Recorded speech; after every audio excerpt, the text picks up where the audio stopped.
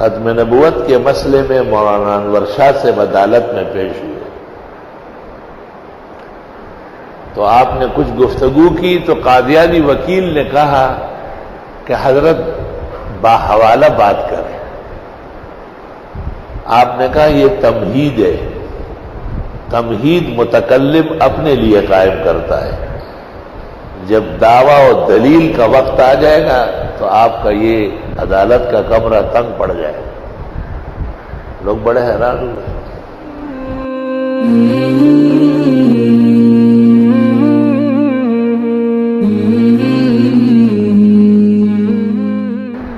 ایک لڑکی کا نکاح ہوا تھا اور خاوند مرزائی تھا. لڑکی مضبوط عقیدے کی مسلمان تھی. اس نے عدالت میں استغاثہ دائر کیا کہ میں مومن مسلم حضرت صلی اللہ علیہ وسلم کو خاتم النبیین مانتی ہوں اور حضرت عیسیٰ علیہ السلام کو زندہ تابندہ آسمانوں میں مانتی ہوں، جبکہ میرا خاوند دونوں عقیدوں میں مخالف ہے. وہ کہتے ہیں ہمارے نبی کے بعد قیامت تک نبی آتے رہیں گے، اور حضرت عیسیٰ کو کہتے ہیں کہ وہ مر چکے ہیں، اور وہ عیسیٰ جس کا ذکر قرآن و سنت میں ہے وہ بھی مرزا ہے، اور وہ مہدی وہ بھی مرزا ہے. لہذا مجھے چھڑائی دی جائے، نجات دی جائے. مرزائیوں نے اس کے مقابلے میں جو جواب داخل کیا اس کا حاصل یہ تھا کہ یہ اختلافی مسئلہ ہے، ہم بھی ایک اسلامی فرقہ ہے، جیسے مالکی و حنفی و شافعی و حنبلی اور شافعی و حنفی کا نکاح ہو سکتا ہے اختلاف کے باوجود. تو عدالت میں انگریز تھا، سکھ تھا، ہندو تھا، ججز پینل تھا پورا، لیکن یہ لوگ بے شک مسلمان تو نہیں تھے، منصف بہت تھے. انہوں نے کہا یہ خالص علمی مسئلہ ہے. اور ہندوستان بھر کے اکابر علماء کو نوٹس جاری کیا کہ ہمارے پاس ایک کیس آیا ہے، اس میں مسلمان لڑکی ہے اور وہ اسلام کا دعویٰ کرتی ہے، اور خاوند مرزائی قادیانی ہے اور وہ اس کے خلاف ہے، اور وہ بھی اپنے آپ کو مسلمان سمجھتا ہے. علماء دین سے کہا گیا کہ آپ عدالت آئے اور عدالت کی معاونت کریں کہ یہ لوگ مسلمان ہے یا نہیں. شیخ الجامعہ پنجاب میں ایک بزرگ عالم تھے غلام احمد صاحب، انہوں نے علماء پنجاب سے مشورہ کر کے دیوبند کو تار دے دی، دارالعلوم دیوبند کو. یہ وہ زمانہ تھا کہ حضرت اقدس مولانا انور شاہ سے بیمار تھے اور انہوں نے خونی باوسیر تھا، پڑھانا موقوف ہو گیا تھا، اور ان کے پلنگ کے نیچے بالٹی پڑی رہتی تھی، چند گھنٹوں میں خون سے بھر جاتی، پھر وہ پھینک کے پھر اس طرح. تو دیوبند میں مولانا اسد اللہ صاحب شیر بے شاہ اور مولانا مرتضی حسن صاحب امام المناظرین اور شیخ الاسلام پاکستان کا اور بانی مولانا شبیر احمد عثمانی جیسے مفسر متکلم محدث اور مفتی کفایت اللہ فقیہ ہند اور احمد سعید دہلوی، انہوں نے اس موضوع پر تیاری کی کہ دارالعلوم دیوبند کی طرف سے ہم پیش ہو.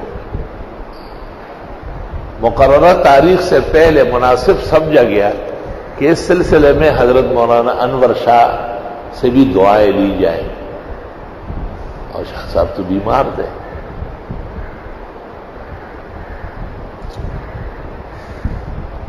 جب حضرت شاہ صاحب کی خدمت میں گئے، شاہ صاحب لیٹے ہوئے تھے اور طبیعت بہت ناساز تھی، لیکن جب یہ بات سنی تو ان سے کچھ سوالات کیے کہ مرزائی وکیل یہ کہے گا تم کیا جواب دو گے.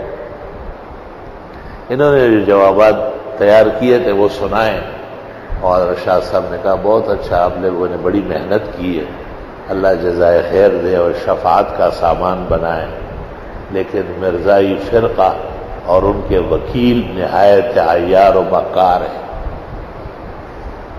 ایسا موڑ آئے گا کہ وہ آپ کو بند کرے گا. اور اندیشہ ہے کہ اس وقت تک میری روح نہ نکلی ہو اور میں بستر مرگ پر کانوں سے سنوں کہ مسلمان کیس ہار گئے، یہ میری زندگی کی تباہی کا واقعہ ہوگا، اور شاید اس سے بڑھ کر رسوائی نہیں ہوگی، اس لیے میں خود جاؤں گا۔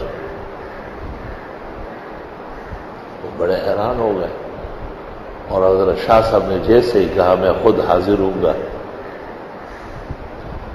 اور مسئلے کی وضاحت کروں گا اور مرزائیوں کے ہر طرح اعتراضات و سوالات کا جواب دوں گا، تو شاہ صاحب کے اس کہنے کے ساتھ رنگ تبدیل ہو گیا، اور وہ جو خون ٹپکتا تھا وہ رک گیا،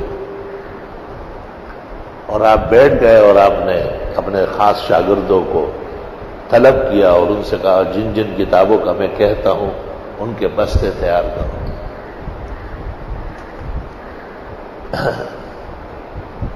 اخبارات دلی اور لاہور میں آیا کہ حضرت مولانا انور شاہ سے بہاولپور کے مقدمے میں خود پیش ہو۔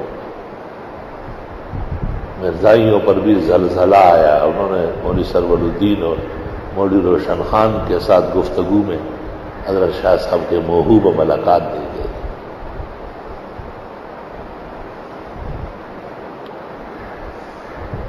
مولانا غلام احمد صاحب شیخ الجامعہ نے پورے ہندوستان میں، اس وقت ہندوستان تھا، یہ خبر شائع کی کہ حضرت مولانا انور شاہ سے بہاولپور کے مقدمے میں بنفس نفیس آئے گے۔ چنانچہ حضرت کے جو ہندوستان کے طول و عرض میں تلاميذ تھے جنہوں نے حضرت شاہ صاحب سے دور حدیث پڑھا تھا، وہ بڑا غیرتی طبقہ تھا، انہوں نے موضوع سے متعلق تمام قلمی اور مطبوع کتابیں جس علاقے میں جو ممکن تھی تیار کر مقررہ تاریخ پر حضرت تشریف لائے۔ ہمارے استاد محترم مولانا ادریس صاحب میرٹھی جو بنوری ٹاؤن کے شیخ التفسیر اور استاد الحدیث تھے اور وفاق کے علل وفات صدر تھے، وہ ساتھ تھے۔ شاہ صاحب نے ہاتھ رکھا تھا، لیکن جب عدالت پہنچے تو حضرت نے کہا مولانا ہٹ جاؤ، مرزائی دیکھ لیں گے کہ ختم نبوت کا وکیل کمزور ہے، میں چل سکتا ہوں، اسی غیرت و ایمان۔ حضرت خود عدالت داخل ہو گئے اور ایک طرف بیٹھ گئے۔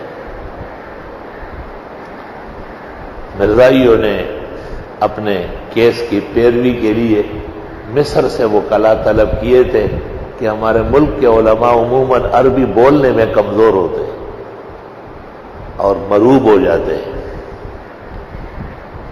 تو جواب نہیں دے سکیں گے۔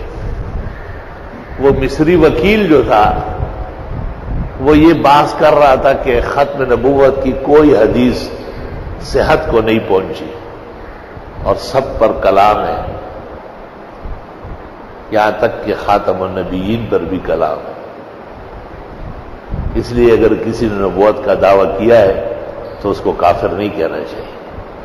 بڑا نازک اور اصول کا مسئلہ اٹھایا، پوری عدالت میں سناٹا چھا گیا۔ مولانا شبیر احمد اور مولانا احمد سعید دہلوی اور مفتی اعظم ہند مولانا کفایت اللہ، تمام اکابر ساتھ موجود تھے۔ سر شاہ صاحب پیچھے بینچ پر بیٹھے تھے، وہاں سے آپ نے آواز دی کہ فواتح الرحمود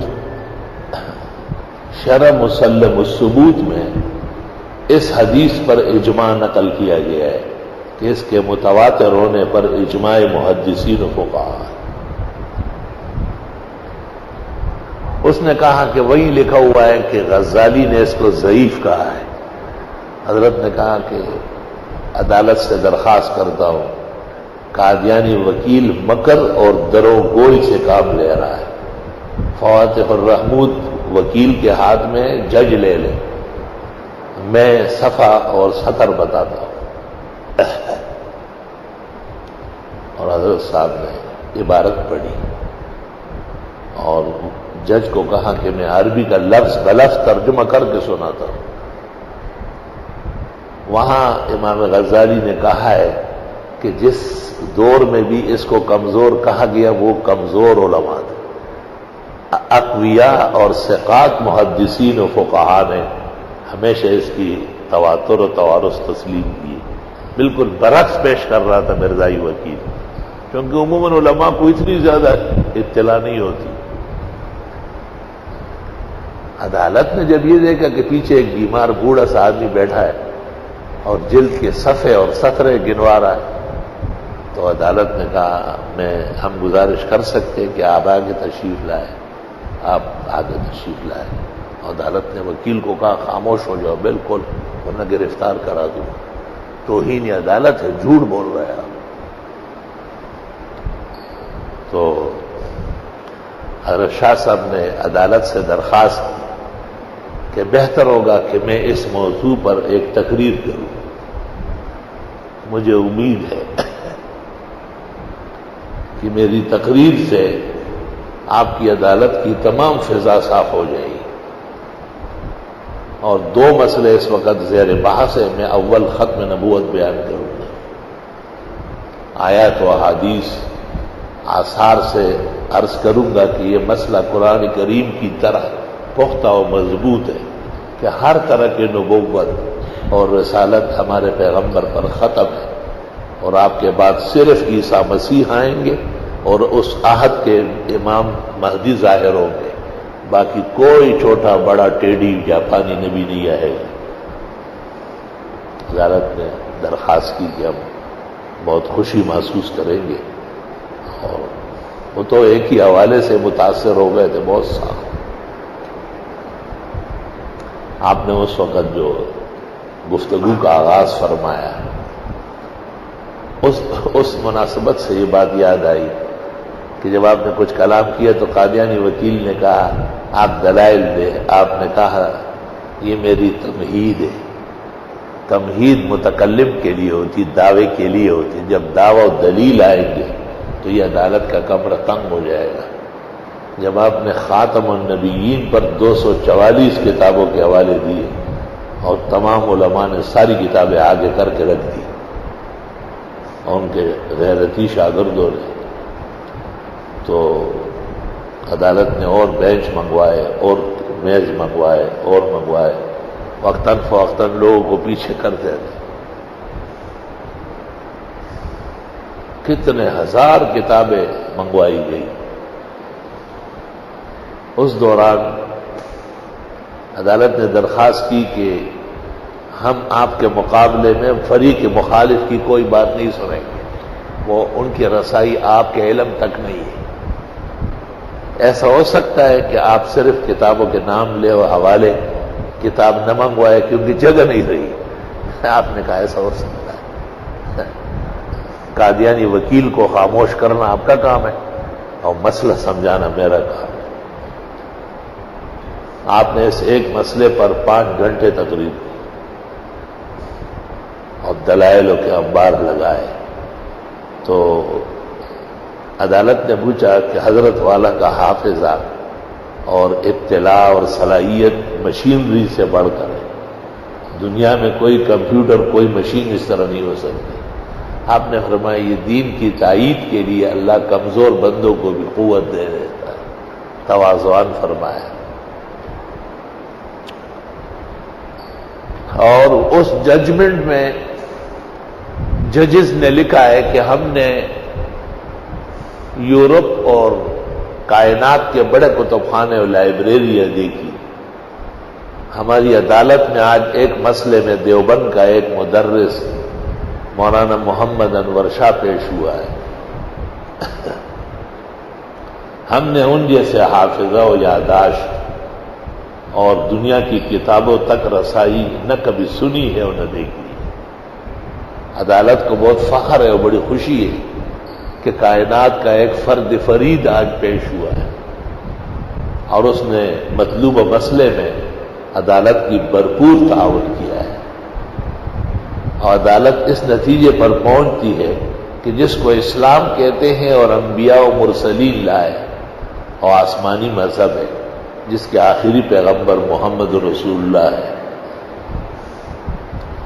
وہ اسلام اتنا مضبوط ہے کہ کوئی بھی اس کے خلاف کرے یا دعویٰ کرے اس کو نقصان نہیں پہنچ سکتا جبکہ اس میں مولانا محمد انور شاہ جیسے علماء ہو. اور جو شخص اپنے آپ کو کبھی مدعی نبوت، کبھی مجتہد، کبھی مجدد، کبھی مہدی کہتا ہے، وہ مسیح یعنی غلام احمد قادیانی، وہ بالکل اسلام کے علاوہ ایک نظریہ ہے. ان عقائد و اعمال اور تناظر کا اسلام سے کوئی تعلق نہیں ہے. وہ بالکل غیر اسلام ایک مفروضہ ہے، وہ جال سازی. یہ لکھا ہوا فیصلہ ہے. دیکھیے مقدمہ بہاولپور جو ختم نبوت نے شائع کیا ہے. اور اس واقعے کو ہمارے عزیز دوست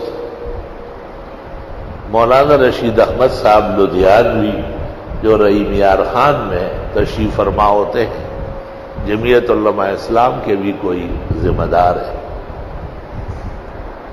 اصل میں وہ لدھیانہ کے ہیں اور مرزے پر سب سے پہلے فتویٰ علماء لدھیانہ مولانا محمد لدھیانوی اور ان کے بیٹے اسماعیل لدھیانوی نے لگایا تھا. اصل میں لدھیانہ اور قادیان اس طرح ہے جس طرح گلشن اقبال اور گلستان جوہر ساتھ ساتھ ہے، اور دیوبند بہت دور ہے. تو حضرت گنگوئی کو اور دیگر اکابر دیوبند کو مرزے کی تحریرات نہیں پہنچی تھی، تو ازروع احتیاط انہوں نے بعد میں تکفیر کی. اس سے بعض بدعتیوں نے کچھ اور بنایا. اس کا جواب مولانا رشید احمد لدھیانوی اور ان کے بڑوں نے دیا ہے. اصل میں ایک فتاوی شائع ہوا ہے، فتاوی قادریہ. اس میں بہت دجل اور لبس اور مکر اور دروغ سے کام لیا گیا تھا. تو اللہ جزائے خیر دے عزیز القدر مولانا رشید احمد لدھیانوی کو، جنہوں نے اپنے آباء و اجداد کے علم تراث بھی زندہ رکھا. اور حضرت شاہ صاحب کے بارے میں یہ انمٹ نقوش وہاں موجود ہے. آج کل اس کتاب کا نام ہے مرزا غلام احمد قادیانی پر کفر کا فتویٰ سب سے پہلے علماء لدھیانہ نے لگایا. یہ کتاب میں نے دور حدیث میں کہا ہر عالم و طالب کے پاس ہونا چاہیے. بلکہ عزیزم مولانا رشید احمد لدھیانوی سے اجازت لے لوں گا، احسن علوم کی طرف سے برادرم ہمایوں مغل شائع کرے میرے کچھ معمولی سے مقدمے اور تعارف کے ساتھ، تاکہ ہم اپنے درس کے بھائیوں کو فوراً تقسیم کریں. علم کا خزانہ و گنجینہ ہے اور انور شاہ صاحب کے علوم کا مظہر عتم ہے. یہ جہان فانی ہے کوئی بھی شیلا فانی نہیں، پھر بھی اس دنیا میں انور شاہ کا ثانی نہیں.